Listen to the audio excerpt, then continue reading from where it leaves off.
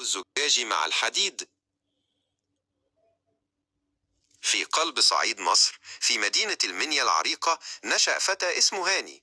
لم يكن يحلم بالحصاد أو النيل فحسب، بل كان قلبه يخفق كلما رأى صلبا يحمل ثقلا هائلا. جسر القديم الذي هو الناس كان يقبل حجر.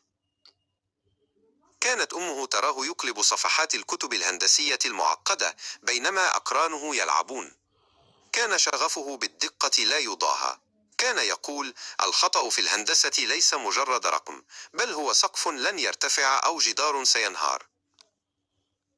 وكما تهاجر الطيور بحثا عن الدفء، هاجر هاني بحثا عن أكبر التحديات الهندسية. ذهب إلى ألمانيا، أرض الصلب والتنظيم، حيث تتشابك خطوط المترو مثل الأوردة تحت الأرض. كانت المشاريع هناك ضخمة إنفاق لا نهاية لها، وأرض صلبة يجب ترويضها.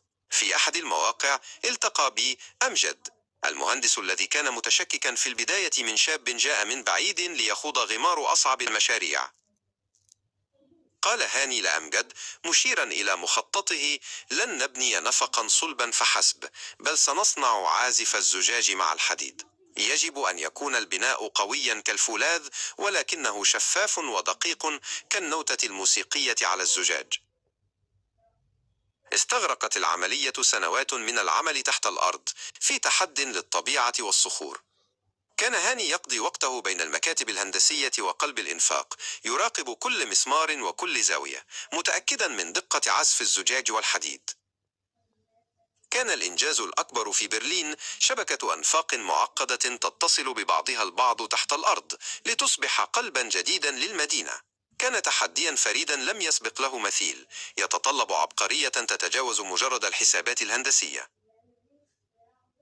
عندما انتهى المشروع، كانت الإنفاق والقاعات تحت الأرض تضيء بضوء طبيعي ينساب من السقف الزجاجي الضخم.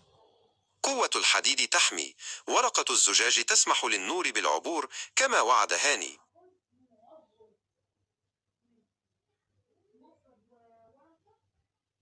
وقفت الصحف الألمانية تشيد بالعبقري المصري الذي روض الصلب والزجاج. أصبح هاني عازر مصدر فخر لكل مصري من المنيا إلى الإسكندرية، يثبت أن الطموح لا يعرف حدودا جغرافية.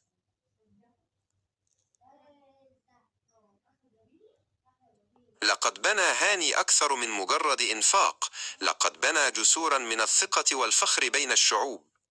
وبينما تمر القطارات بأمان في قلب الأرض، يبقى عازف الزجاج مع الحديد لحنا خالدا